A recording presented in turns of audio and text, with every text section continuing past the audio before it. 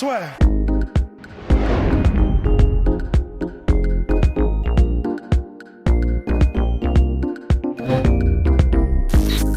Bon, bonjour à toutes et à tous et bienvenue dans le podcast La Soirée. Bonjour mon cher Rust. Bonjour mon cher Guillaume. Alors, podcast exceptionnel dans le sens où on avait prévu autre chose. Donc, les deux podcasts seront des interviews. Donc, interview avec Aymeric Pradine, qui est tout simplement le meilleur en France en bras de fer, qui s'est mesuré au meilleur. Donc, on a discuté de tout ça. La différence sport de combat, bras de fer, tout l'aspect mental. Enfin, vraiment, on a pris beaucoup de plaisir, je crois, Rust, à faire ce Ouais, podcast. l'aspect technique aussi, parce que c'est ça qu'il faut savoir. Exactement. C'est ultra technique le bras de fer. Exactement. Donc, ça sortira demain. Petite mise au point, cependant, voilà, il y a pas mal de choses qu'il explique, qui auraient été mieux dans le cadre d'un reportage, donc on prévoit aussi de faire ça dans les prochaines semaines, prochains mois avec lui. Donc voilà, mais en tout cas, c'était très intéressant. Ensuite, nous avons discuté avec un strongman français, le meilleur là aussi du pays, et ça sortira donc dimanche, sauf bien évidemment actu du genre Ngannou John Jones, qui là, ça y est, mon cher Rust, au-delà de se titiller depuis un certain nombre de temps. Donc, quand on dit titiller, c'est John Jones qui avait dit il y a quelques mois un combat contre Francis Ngannou me semble Mon cher Guillaume, inévitable. Oui, vous avez raison, mon cher Rust. Merci beaucoup pour nos auditeurs. Oui, qui avait dit qu'un combat contre Ngannou lui semblait inévitable. Eh bien là, ça y est, les deux se sont mis d'accord. On n'attend plus que l'UFC. Personnellement, moi, je pense que ce serait avant, justement, de parler de la technique et tout ça. Pour moi, c'est une bonne option pour les deux. Parce que c'est vrai qu'un John Jones, ça lui permet de se tester face à un top contender qui, certes, n'est pas champion, mais qui est vu de tout le monde, de tous, comme le mec le plus effrayant de la planète. Deux, Francis, ça lui permet dans une situation où il n'a pas à, comme depuis 1 an et demi quasiment, à se dire l'UFC me file pas le title shot, qu'est-ce que je dois faire de plus? Là, ok, c'est pas pour le titre, mais s'il bat John Jones, si vous voulez, c'est presque aussi fort, sinon encore plus important que le titre, parce qu'il a tout simplement battu l'un des plus grands de tous les temps. Bah, il aura tout simplement battu un mec qui a jamais été battu, quoi. Enfin, d'accord, c'était chaud contre Dominique Reyes, mais à part ça, on peut dire ce qu'on veut. C'était peut-être très très serré. Il n'empêche qu'il n'a jamais été battu déjà officiellement et clairement par qui que ce soit. Et voilà, c'est un des GOATs, si ce n'est le GOAT. Donc c'est clair que pour John Jones, bon, on va y venir, mais c'est vrai que ça fait peut-être un petit peu haut quand même, je trouve, en tout cas personnellement, comme marche. Mais pour le coup, si bat Ngannou, tu c'est balais tous les doutes là. Ah, mais c'est clair, s'il bat Ngannou, tout ce qu'on dit depuis déjà 3-4 combats, comme quoi ouais, on dirait bien qu'il ralentit, il n'est plus aussi dominateur. Si tu bats le dragon dans la forêt, quelque part c'est bon. Enfin, toute la crédibilité, ça revient comme une barre de vie dans Tekken, tu vois. Et du coup, mais en revanche, je sais pas ce que tu en penses, mais il est tellement coutumier du fait, John Jones, de parler beaucoup, mais de jamais y aller, que personnellement, j'y croirais quand je le verrai, et pour l'instant, ça me fait ni chaud ni froid. C'est cool parce qu'il y a du Twitter war, mais j'y crois absolument pas pour l'instant. Cela dit, alors,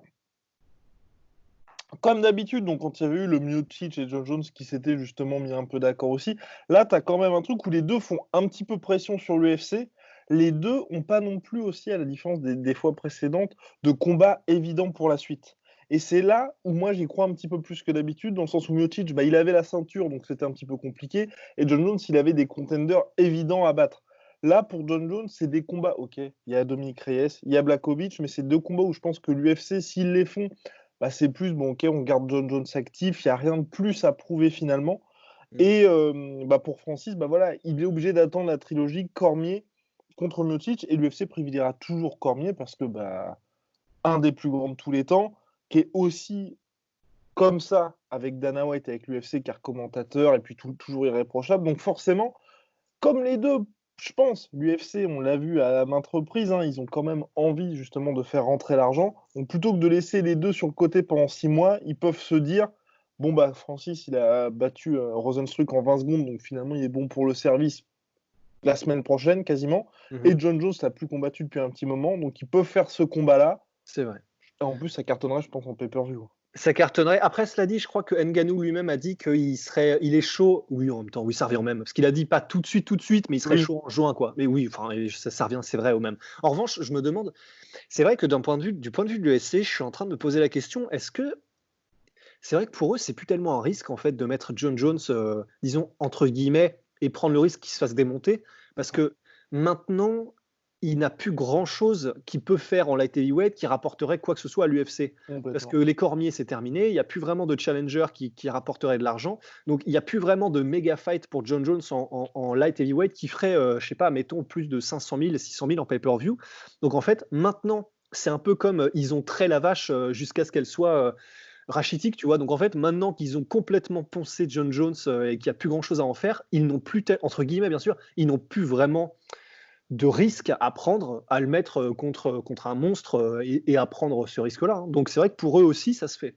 Et j'ai même envie de dire que pour l'UFC n'a aucun intérêt à ce que John Jones combatte en light heavyweight, parce que le problème, c'est qu'aujourd'hui, et John Jones l'avait dit, hein, bien évidemment à sa manière, mais il a été tellement impressionnant en light heavyweight que chaque combat qu'il fait, c'est des critiques en plus pour lui, c'est des critiques pour l'UFC qui mettent un peu plus la pression en mode bah regardez, le gars, il faut absolument qu'il monte en heavyweight. Donc, même si là, imaginez, il monte contre Roswell en heavyweight, ça n'arrivera bien évidemment jamais, mais il galère comme jamais pour battre Roswell, il y aura toujours ce ah bah il est monté, c'est pour ça, fallait un temps d'adaptation. Ouais.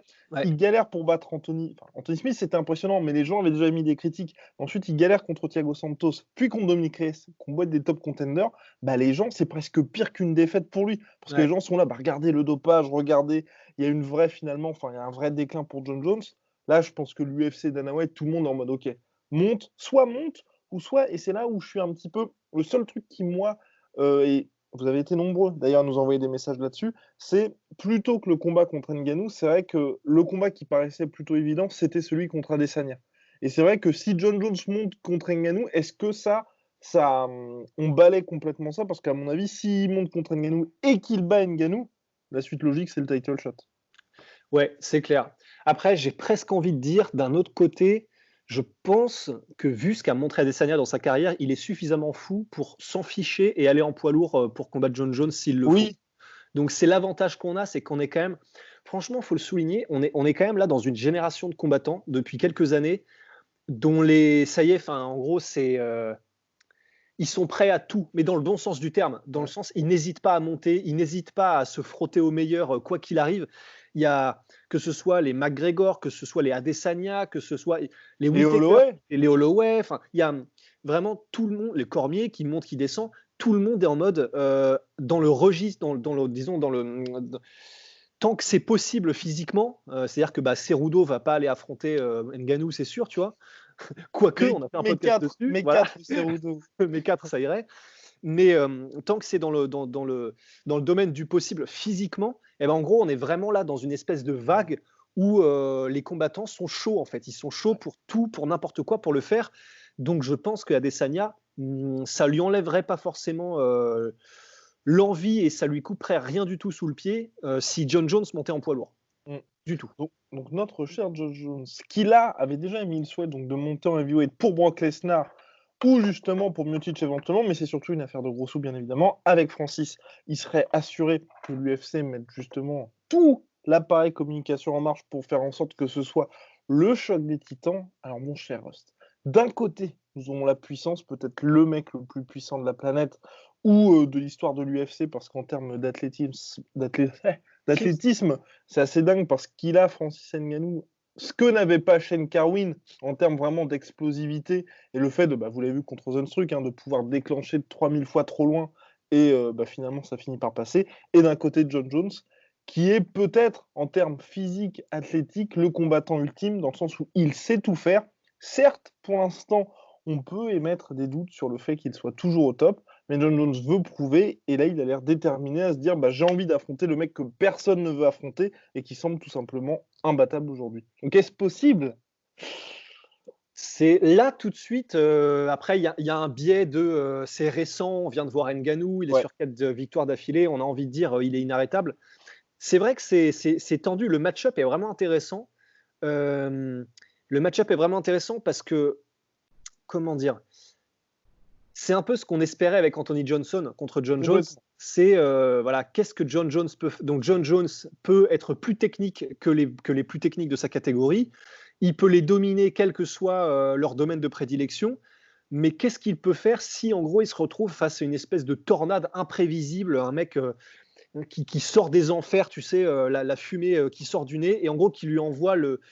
Ouais, c'est ça, l'enfer. Et techniquement, oui. C'est-à-dire que Anthony Johnson et Ngannou sont des mecs qui sont techniques, mais disons, il y a un certain chaos qu'ils amènent quand même. Exactement. Et comment est-ce que John Jones réagit au chaos avec des mecs qui sont surpuissants? Et on n'avait pas eu cette réponse face à Anthony Johnson. Et en gros, bah là, ce serait, il reprendrait un peu les affaires là où il les a laissées contre ce type d'adversaire, sauf qu'en gros, plus sain, quoi. Parce que Francis Ngannou, c'est quand même la version hardcore, la version God Mode d'Anthony Johnson, quoi. Donc, ce serait vraiment intéressant. On a vu que John Jones récemment, alors contre Thiago Santos, parce qu'il a fait une comparaison sur Twitter, John Jones, en disant Ngannou, bah écoute, j'ai été capable de gérer la boxe de Thiago Santos et en gros en faisant sous-entendu, il est plus rapide et il est plus technique que Francis Ngannou, entre guillemets, ça devrait aller. Je pense que évidemment, et John Jones le sait, personne n'est dupe, hein, c'est du trash talk, évidemment c'est totalement différent. Et la boxe de Francis, la puissance de Francis, la longe, la vitesse de Francis, c'est pas pareil que celle de Thiago Santos. Il a des armes différentes, Thiago Santos, mais du point de vue de l'explosivité, de la longueur des coups, du in and out, et en gros, juste de la puissance pure. Là, on n'est même pas dans la même division. Enfin, là, on est sur CFA, Ligue des Champions, quoi. Et du coup, je pense que ce serait très intéressant. Alors, ça dépendrait de l'approche de Francis, parce que là, je pense que ce serait un peu aussi une rédemption. Parce que contre Miocic, bon, bah voilà, tout le monde se souvient ce qui s'est passé contre Miocic. Et ça a été un peu, tout part à volo, et comme si Francis avait quelque chose à prouver, parce qu'il avait tellement de pression, on attendait de lui tellement après les combats d'avant Miocic, qu'en gros, il a dû se dire, il faut que j'y aille à fond. C'était une erreur visiblement, et là, ce serait une espèce de rédemption, parce que il aurait en face de lui, pareil, un mec qui est très durable, un mec qui est bon partout, un mec qui peut le menacer du premier jusqu'au dernier round. Et je pense que ce serait intéressant et qu'à mon avis, cette fois-ci, Francis aurait une approche peut-être un tout petit peu plus mesurée. Après, bon, c'est mesuré, mais ça reste Francis Ngannou. C'est-à-dire que c'est mesuré, mais en un coup, t'es mort quand même, quoi. Donc, ce serait intéressant de voir comment est-ce qu'il approche le combat Francis, sachant qu'effectivement... Moi, pour le coup, c'est juste un indicateur, entre guillemets, physique, on va dire. Dans le sens où je pense que si... Personnellement, sur le combat, je vois John Jones. Parce qu'on l'a vu se faire toucher, jamais par des mecs comme Francis, bien évidemment, mais on l'a vu, c'est hyper rare qu'il se fasse toucher proprement. Quand il se fait toucher proprement, il arrive toujours à traverser la tempête. Et quand vous regardez, par exemple, le dernier combat contre Thiago Santos, où il s'était fait toucher, ou même contre Dominique Reyes, où il s'était fait toucher, la plupart des coups, il les prend pas flush. À chaque fois, il arrive à rouler avec les coups, ou utiliser justement ses mains, ses coudes, pour faire en sorte que ce soit jamais panique à bord. Il y a ça, il y a aussi le côté que, mine de rien, voilà, ok, ces 3 derniers combats, c'est terminé à chaque fois par la décision, mais il gère John Jones. Il gère merveilleusement bien. Et pour un mec comme Francis Ngannou, et John Jones, je pense qu'il va très bien le savoir, c'est de se dire, t'as 2 rounds. T'as 2 rounds pour réussir à le finir. Parce que si John Jones est toujours en vie après 2 rounds, ça veut dire que ce que Francis apporte n'aura tout simplement pas fonctionné. Donc si ça apporte, il y aura bien évidemment toujours ces alertes énormes qui seront quand même, je pense qu'on fera tous à chaque fois, mais on pourrait être dans une situation, comme tu l'as dit, comme contre Miocic. Mais je pense que même si Ngannou a une approche qui est différente de ce qui s'est passé contre Miocic, si Jones est toujours là après 2 rounds, ça veut bien dire qu'il y a quelque chose qui ne fonctionne pas chez Francis, qui ne fonctionne pas. Que Francis aura tenté, mais que John Jones aura réussi à contrer. Et dernier point, et c'est pour ça que moi, j'ai vraiment envie de voir ce combat, c'est que mine de rien, John Jones, depuis 3 fights, on le dit, c'est sa lutte qui est finalement, on a beaucoup d'interrogations là-dessus, c'est là-dessus qu'il avait réussi à finir Gustafsson, mais là depuis, il l'utilise quand même beaucoup moins, ou juste justement pour scorer le takedown et puis s'assurer de prendre le round. Contre Francis, il sera obligé d'être hyper sharp là-dessus, parce qu'il pouvait se permettre de rester debout contre Thiago Santos. Contre Francis, même si tu restes, il l'a vu John Jones, je pense, lors du combat contre Miocic, même si tu restes debout et que tu arrives à traverser les bombes, pour ton espérance de vie, c'est pas une bonne initiative, et même pour ton discours, si ensuite tu veux faire la post-fight interview, c'est pas non plus une bonne chose que de rester debout contre Francis. Donc il sera obligé d'utiliser ça. Donc là aussi, pour moi, on va dire sportivement, ça m'intéresse. Ouais, complètement, parce que il est extrêmement technique debout, et ce serait vraiment intéressant de voir vraiment le combat en striking entre John Jones et Francis. Parce que le risque, c'est ça le problème. Le problème, c'est le risque, parce que, comment dire, On sait que John Jones, et l'allonge est relativement similaire. Je Ouais, crois que c'est 2,11 m pour Francis, 2,15 m pour Jones. ça vous donne quand Après, même une idée, hein. Ça, c'est monstrueux c'est quand on y monstrueux, hein, pense. c'est absolument monstrueux. Mais c'est vrai que Jones est un peu plus. On a vu qu'il galérait un petit peu quand même malgré tout contre Dominic Reyes, mais normalement il a des armes pour théoriquement maintenir à distance, avec les jambes particulièrement, sa gestion des distances, même sa manière de, bon bah parfois avec des high pokes, mais de maintenir comme ça. Mais le problème c'est voilà, est-ce que ça marche contre des light heavyweights? Est-ce que ça marcherait contre un mec qui ne va pas respecter ta puissance Mmh. en fait? Parce que je pense que Francis, disons, John Jones, je pense, n'a pas la puissance nécessaire pour véritablement neutraliser Francis, je pense. Faut voir ce que donnerait un John Jones en poids lourd, mais je pense pas qu'il ait la puissance nécessaire. Et en plus, c'est pas un mec qui est explosif, c'est un mec qui est vraiment technique pour arrêter lorsque la locomotive Francis se met en marche. Bah, on Arrêter, l'a c'est vu pour le compliqué. coup. On l'a vu, hein, contre Miocic et même contre Rozenstruik où il s'est pris 2 coups. C'était des coups assez puissants, il en a rien à foutre et contre Miocic, c'était punition aussi, mais il a terminé le combat et en relatif bon état. Ouais.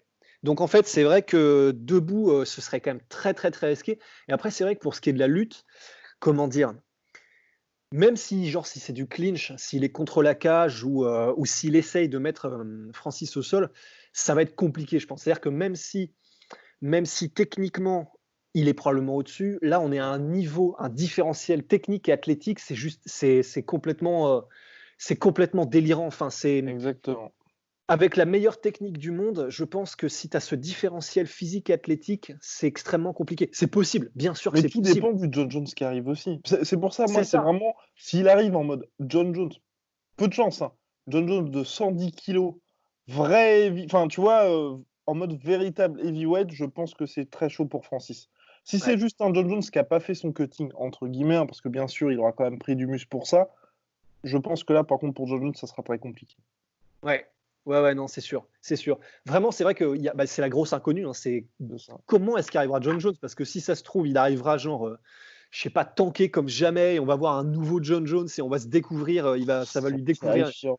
Ce serait stylé, hein, vraiment, ce serait stylé.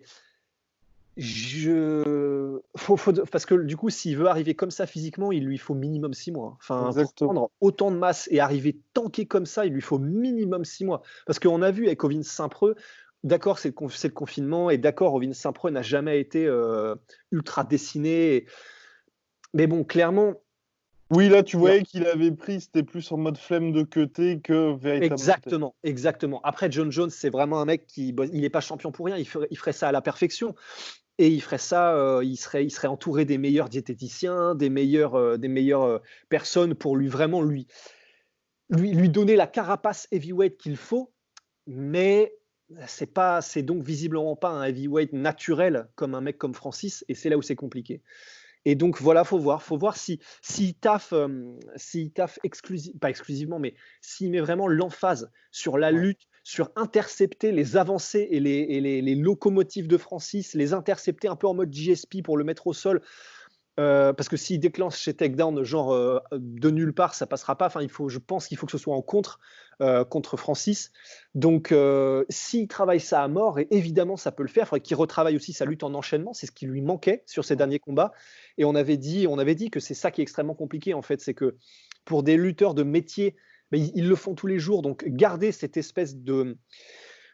gymnastique intellectuelle En même autant que temps. cette habitude physique de la lutte en enchaînement, de garder vraiment l'habitude d'avoir le bon réflexe, la bonne réponse au positionnement à chaque fois nouveau de ton adversaire. C'est pour ça que Khabib est extrêmement bon, c'est qu'il continue à s'entraîner exclusivement sur ça aussi. Et c'est pour ça que John Jones, c'était l'hypothèse de Chael Sonnen, c'est pour ça que John Jones a du mal maintenant à maintenir ses adversaires au sol, et parce que les y mettre, c'est une chose, mais les maintenir, c'en est une autre. C'est parce qu'en gros, il ne travaille plus autant sa lutte en enchaînement et ça s'oublie. Mmh. Et il faudrait donc qu'ils se remettent à faire ça. Encore une fois, voilà, maintenir Francis au sol, il faut qu'il soit crevé, sinon tu n'as quasiment aucune chance, quoi. Mmh. Et puis surtout, est-ce qu'il peut vraiment devenir un véritable heavyweight? Parce on en Eh parle ouais. souvent avec John Jones, un peu comme Mansour Barnaoui, ils ont, là encore, entre guillemets, «des petites jambes» et c'est ce qui leur permet d'avoir, on va dire, un haut du corps si développé, mais de faire le poids Mansour Barnaoui, parce que si vous l'avez vu à la Nuit Blanche la Soeur, vous voyez qu'il est quand même hyper massif, mais c'est Mhm. vrai qu'il peut quand même faire le poids en lightweight assez facilement. Et John Jones peut faire le poids en light heavyweight parce que justement, il a pas deux troncs d'arbre à la place des jambes qui fait que justement, sinon, il serait obligé d'être en heavyweight. Et s'il monte en heavyweight, faut qu'il puisse justement prendre entre guillemets harmonieusement parce que sinon, il risque de se retrouver dans une situation, toute proportion gardée bien évidemment, façon Deontay Wilder où en fait vous prenez du poids, mais vous avez juste pris du poids pour prendre du poids. Et au fil des rounds, vous traînez finalement ce scaphandre de muscles avec vous parce que votre corps était tout simplement pas prêt à encaisser ces 10-15 kilos de plus. Donc Ouais. pour John Jones, là aussi, mais comme Ross l'a dit, hein, il fera ça, je pense, très bien, comme un peu Georges Saint-Pierre l'avait fait, malgré les petits soucis de santé. Je pense que s'il monte en heavyweight, il fera en sorte qu'il n'y ait justement pas ça. Et puis surtout, pour un mec comme John Jones qui base justement tout son jeu sur du premier au cinquième round, j'apporte la même intensité, qu'au troisième, il ne soit pas comme ça en train de clamser, parce que surtout contre Francis Ngannou, ça pourrait être quand même très très compliqué. Mais là encore, c'est ce qui est un peu. Enfin, il n'aura jamais la même intensité qu'un vrai combat pour une grande première en heavyweight. Et c'est Ouais. vrai qu'à la différence de tout ce qu'il peut y avoir, et là, quand on dit tout ce qu'il peut y avoir, même Daniel Cormier et Miocic n'apportent pas autant de danger qu'un Francis Ngannou. Et Mm. Ngannou, même s'il est complètement cuit, au cinquième round, s'il vous touche, ça peut être très très chaud pour vous.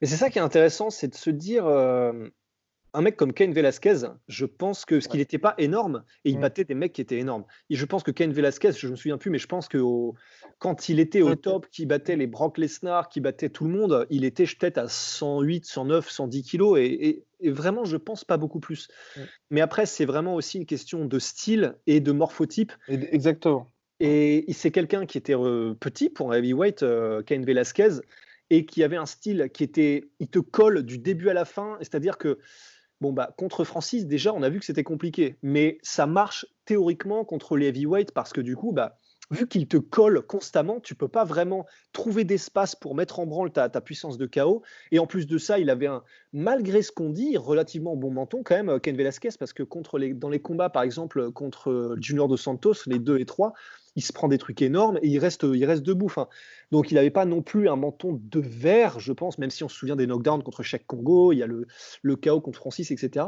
Ouais. Mais c'est vraiment une question de style et de morphotype. Pour un mec qui est grand, longiligne et qui se repose sur une technique plutôt restée à distance et plutôt voilà, travailler techniquement, en striking majoritairement, c'est beaucoup plus compliqué, je pense, d'avoir une telle différence de poids. Parce que du coup, voilà, tu es vraiment obligé d'arrêter l'avancée d'un mec constamment Ouais. qui clairement, voilà, c'est Bowser dans Super Mario. Enfin, c'est compliqué. Tu peux pas vraiment danser autour d'un. Tu peux, Mhm. disons. C'est là où c'est vraiment intéressant. Il faudra qu'on fasse une analyse qui est plus poussée et qu'on regarde tout, etc. Bah, de toute façon, si le combat est officialisé, Ah bah alors là, on va se faire plaisir. Mais c'est vrai on que va comme ça, à tartiner première tout ça. vue, ah bon, ça va tartiner sec, mon gars. Mais pour l'instant, c'est vrai que voilà, on s'était dit contre Rosenstruik, si jamais Rosenstruik s'était décalé un petit Ouais. peu vers la gauche ou la droite, et ça c'est toi qui l'avais dit, Guillaume, que bah, ça aurait ressemblé un peu à du Ronda Rousey versus Holly Holm. Et c'est vrai. Après, voilà, est-ce que Ngannou s'est dit de toute façon, je sais ce qui va se passer, donc j'ai même pas besoin d'être technique. C'est largement possible aussi, parce que quand il veut être technique, il peut. On l'a vu contre Leo Overeem, contre ses autres combats en fait, généralement. Et donc voilà, il ferait peut-être pas cette erreur-là d'arriver comme ça, toute berzingue et pas forcément très technique contre John Jones. Et donc, si on se retrouve, en fait, c'est ça. Si on se retrouve avec un Ngannou qui est un gros stalker, comme on l'a vu contre Miocic, mais en restant technique et mesuré, c'est-à-dire ce qu'on n'a pas vraiment eu contre Ouais. Miocic, mais ce qu'attendait Fernand, par exemple. Mhm. Alors là, c'est chaud pour John Jones, hein. Mais Ouais. très, très, très, très chaud. Exactement. Mm. Donc, même si on a un John Jones d'élite, c'est très chaud, je pense, pour moi, qu'il réussisse à s'en sortir sur 5 rounds. Mm. Si Ngannou arrive dans cette mentalité-là, Ouais. de rester technique, un peu comme Fernand l'aurait souhaité contre Miocic. Complètement. Et puis voilà, puis à voir si notre John Jones encaisse bien ou pas, hein, parce que c'est vrai que pour l'instant aussi, pour Francis, il y avait bien évidemment cette faillite physique, on va dire, face à Miocic, mais aussi, je pense, le fait de se dire, bah, je vais quand même balancer tout ce que je pouvais balancer en un round, et il n'est pas tombé, quoi. Ouais, ouais, ouais. Donc Il a, là il a, aussi, je pense il que a ça a beaucoup, joué, hein. il a touché, mais il a aussi beaucoup raté. Complètement. Comment dire, Francis. Il y a eu d'ailleurs ces moments-là où en gros il balance des énormes trucs et Miocic se décale et il repart.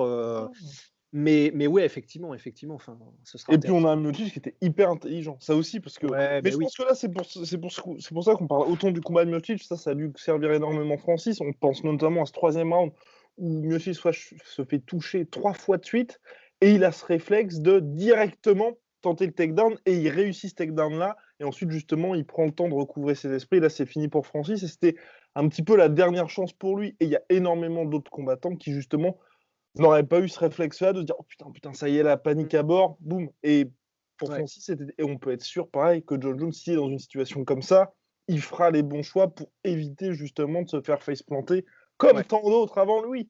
Avant Donc lui, ouais. donc voilà, je crois qu'on est assez complet sur le sujet, mon cher Rust. Ah, je crois.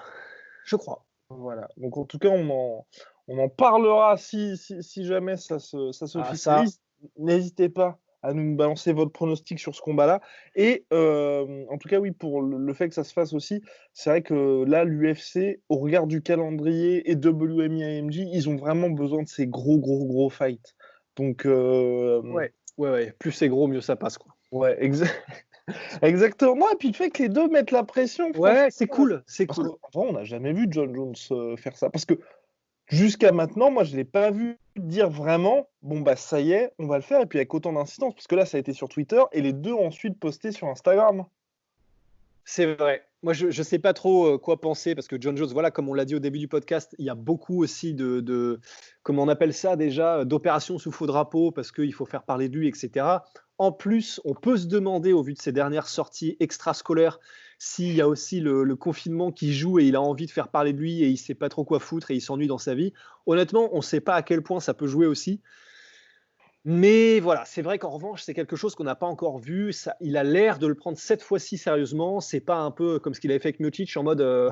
ah, pourquoi pas Miocic. Là, c'est vraiment, il a l'air en mode bah, envoie-moi un contrat, on va le faire. Bon, ça peut être carrément de l'esbrouf, mais en tout cas, c'est vrai que ça a l'air, Ouais, ça hume un peu plus réel, quoi.